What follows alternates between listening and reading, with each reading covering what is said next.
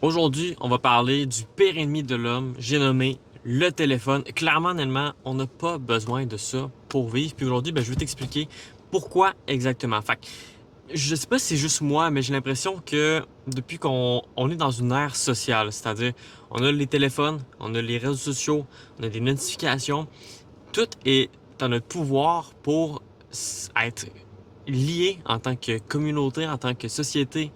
Euh, Honnêtement, on a tellement de potentiel avec les trucs sociaux, mais j'ai l'impression que on n'a jamais été aussi éloigné. On n'a jamais été autant isolé par nous-mêmes. Je connais des dizaines de personnes qui sont constamment sur leur téléphone, même s'ils sont sur les réseaux sociaux, ils ne voient pas personne, ils ne sortent pas dehors et c'est ça le gros problème. Fait que j'ai plusieurs points que je veux parler aujourd'hui. Il y aura deux premières phases. D'un, on va parler de pourquoi est-ce que c'est pas une bonne chose, pourquoi est-ce que c'est le pire ennemi de l'homme. Et deuxièmement, on va parler de comment est-ce qu'on fait pour l'utiliser à son avantage. Parce qu'il y a des trucs positifs, des trucs négatifs. Donc on va parler des deux dedans cette vidéo. Fait que, premièrement, je veux que tu commences par. On va commencer par la première phase. Pourquoi est-ce que c'est le pire ennemi de l'homme? Commence par aller regarder ton temps d'écran actuellement. Ça peut être une, peut-être trois, peut-être 5 heures. Je connais des gens littéralement que ça va entre 8 et 10 heures quotidiennement. Et ça, 8 heures par jour, c'est littéralement le tiers de ta vie que tu passes sur les écrans.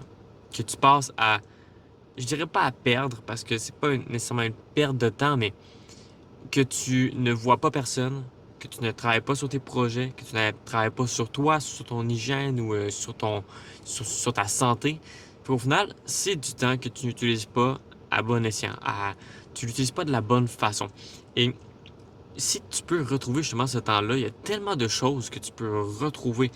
Littéralement, tout dépendant de combien est-ce que tu as de temps d'écran aujourd'hui, imagine-toi si tu pouvais retrouver tout ce temps-là pour le mettre sur tes projets actuels. Est-ce que ça avancerait? Puis peu importe ton projet, ça peut être une remise en forme, ça peut être une entreprise, ça peut être ta famille également, peu importe, mais est-ce qu'actuellement, si tu mettais ce temps-là sur ton objectif, ça irait mieux? Est-ce que ça t'aiderait? Peut-être, honnêtement, très fortement, probablement que oui. Fait que je t'invite vraiment à aller regarder ton temps d'écran, puis d'être posé réellement la question. Tu peux prendre quelques minutes même pour y réfléchir, mais vraiment, de faire ça, ça va vraiment t'aider à de venir réaliser dans le fond qu'on passe beaucoup trop de temps sur ces choses-là. Généralement, c'est pour regarder des notifications, répondre à des messages, mais clairement, on n'a pas besoin de regarder ces notifications puis répondre à des messages pendant 8 heures de temps. On fait clairement autre chose, puis souvent, ça c'est plus de la distraction. Fait que c'est une grosse perte de temps.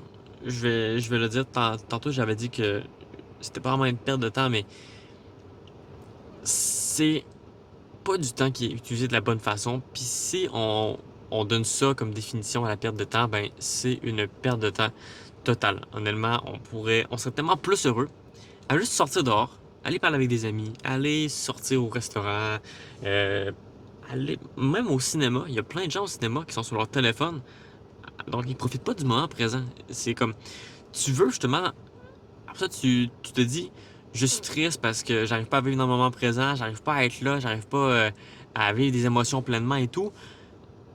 T'as ton téléphone tout le temps avec toi. T'as accès à la dopamine super rapidement. Tu peux avoir tout ce que tu veux avec ton téléphone. T'as plus besoin de faire aucun effort. Donc au final, c'est normal que quand t'es sur ton téléphone, tu vois pas les autres choses autour. Ça fait littéralement. C'est comme regarder ça avec une loupe. Tu vois pas les choses autour, tu vois juste c'est quoi que t'es en train de regarder. Puis ce que tu regardes, c'est ton téléphone. Fait que c'est clairement une perte de temps. Puis tu peux aussi avoir une perte de motivation dans tout ça parce que, comme que j'ai dit, ça apporte beaucoup de dopamine. C'est de la dopamine qui est très rapide, qui est très directe. Tu ouvres ton téléphone, tu as une notification, boum, dopamine. Tu entends un son de notification. Dopamine directement.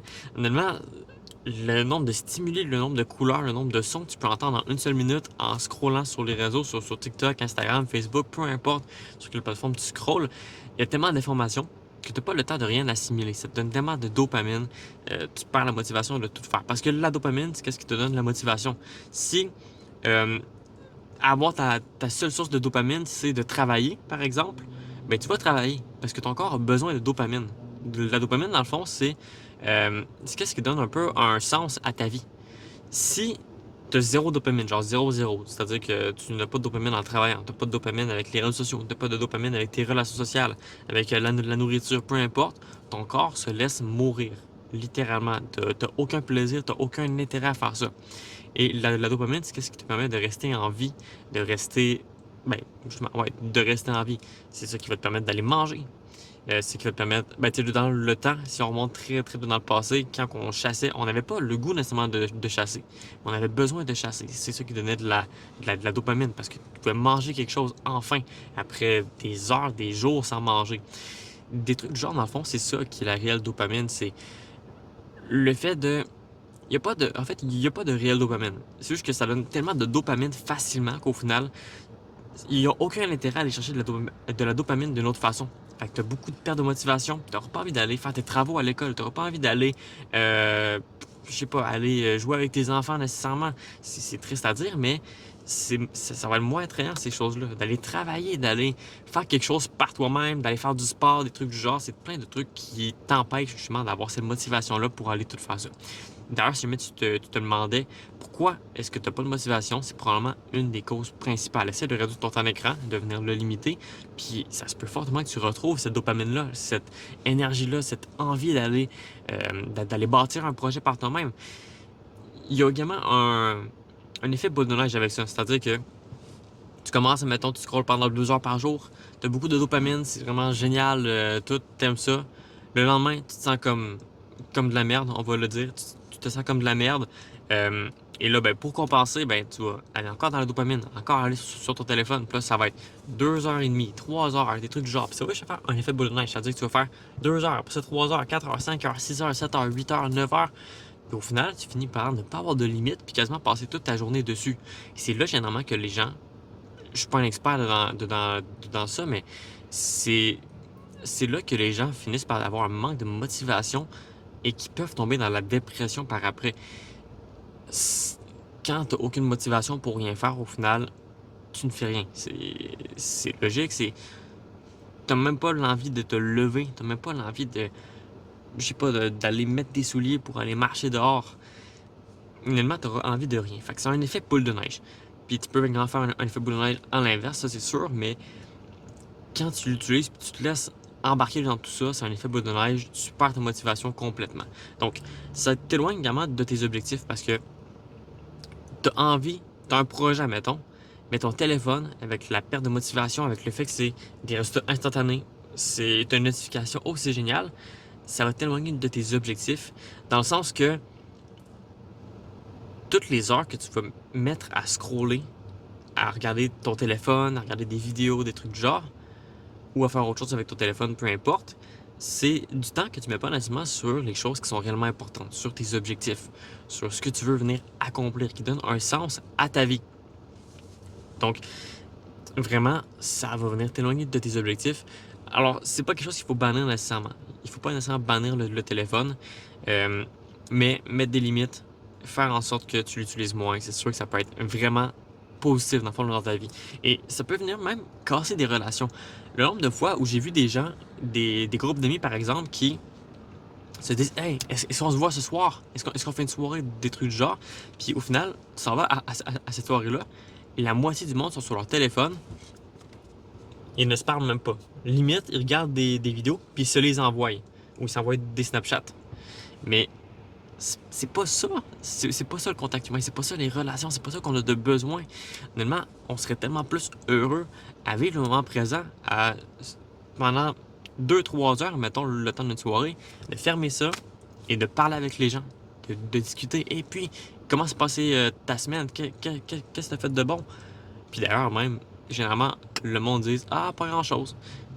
C'est soit qu'ils font rien parce qu'ils sont toujours sur leur téléphone, ou sinon simplement qu'ils s'en rappellent pas parce qu'ils ont trop de distractions justement avec leur téléphone, les écrans, etc.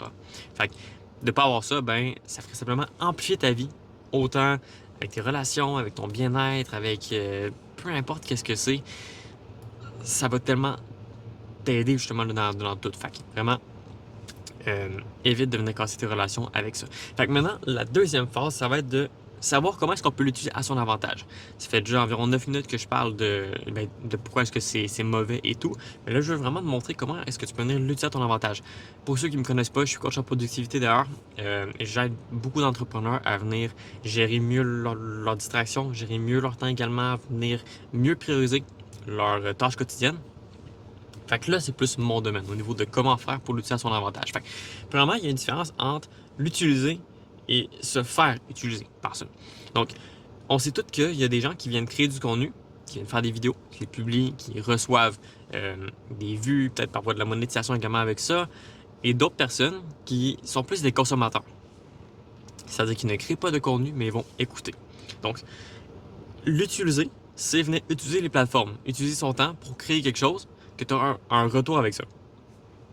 Se faire utiliser ou l'utiliser, ça peut être également être tu apprends quelque chose. C'est-à-dire que tu vas venir bâtir ton algorithme pour que tu puisses apprendre de ça.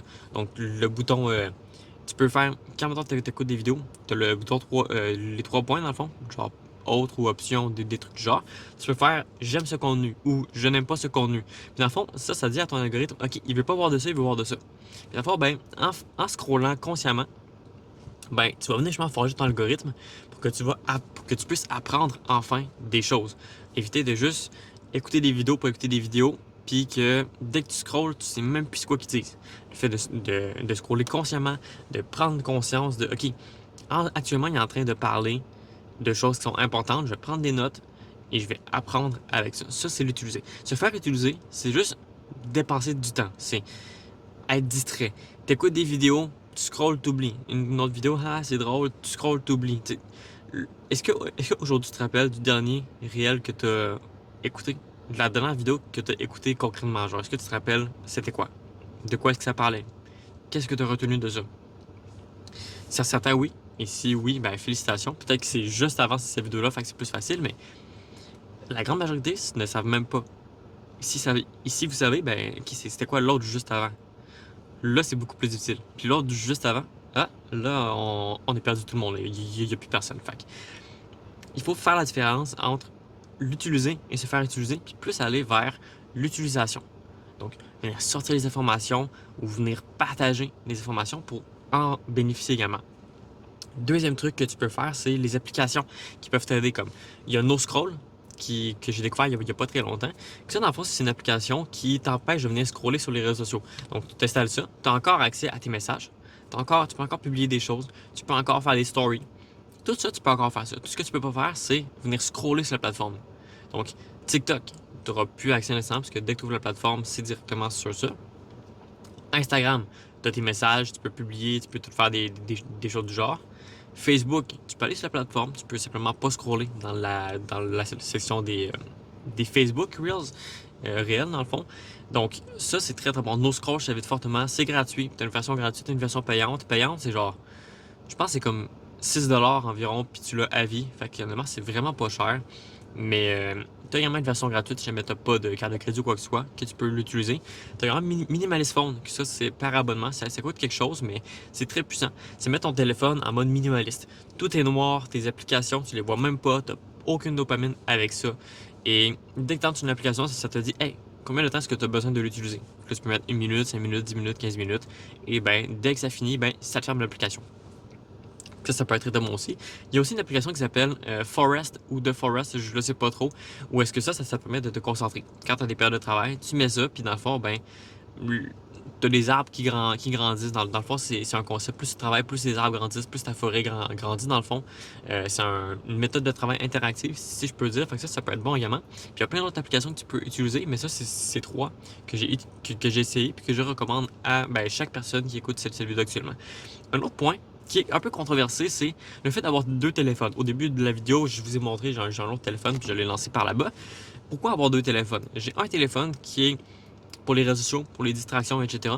Puis une autre qui est pour le travail. Donc c'est là que je vais filmer dessus. C'est là que je vais le monter dessus également. Dans le fond, c'est pour éviter d'être distrait pendant que je viens travailler dessus. Donc ça, c'est un téléphone que il n'y a même pas d'appel, il n'y a rien du tout dans le fond, c'est simplement purement pour le travail. Et j'ai mon autre téléphone qui, lui, dans le fond, est là pour me divertir. Donc quand j'ai fini ma période de travail, ben là, je peux par après, pouvoir me divertir. Aussi simple que ça. Fait avoir deux téléphones, ça peut être quand même assez pratique, ça peut être très puissant si jamais tu as de la misère à ne pas utiliser ton téléphone, à toujours aller sur. À ne pas aller, à ne pas aller sur les applications. Et quand tu es justement trop distrait, et deux téléphones. Pas obligé que ce soit un très cher. Tu peux en prendre un qui est à 200-300$ au gros maximum, qui marche encore. Ça peut faire largement le travail. Un autre point également, ça va être de se mettre des limites. Donc, de te dire, OK, est-ce que tu veux utiliser ton téléphone le matin, le soir, l'après-midi, peu importe, mais de te dire, au lieu de te dire, en fait, OK, je ne peux pas l'utiliser du matin jusqu'au soir, mais tu te dis, OK, ben, après mon souper, à partir de 6h, mettons 18h le soir, je peux l'utiliser. Mais tout le reste de la journée, mettons, je peux pas. Ça peut être ça. Ou de te dire, ben, OK, j'ai le droit à un 30 minutes le matin, puis un 30 minutes le soir. Ça peut être ça également. Des trucs du genre, le fait de se mettre des limites, de s'imposer des limites, ça peut être très pratique également. Il y a un autre truc que tu peux faire, c'est, ben, justement, au niveau de ça, c'est le mettre le matin et le soir, peu importe. Mais le truc le plus important qui a le plus eu d'effet sur moi, c'est au niveau des notifications. Le fait de supprimer tes notifications. Honnêtement, supprime-les toutes. Parce que les choses qui sont réellement importantes, tu vas y aller pareil. Tu vas quand même aller sur tes applications, tu vas quand même aller sur Messenger, tu vas quand même aller sur Instagram si tu as besoin d'y aller, sur tes Snapchat.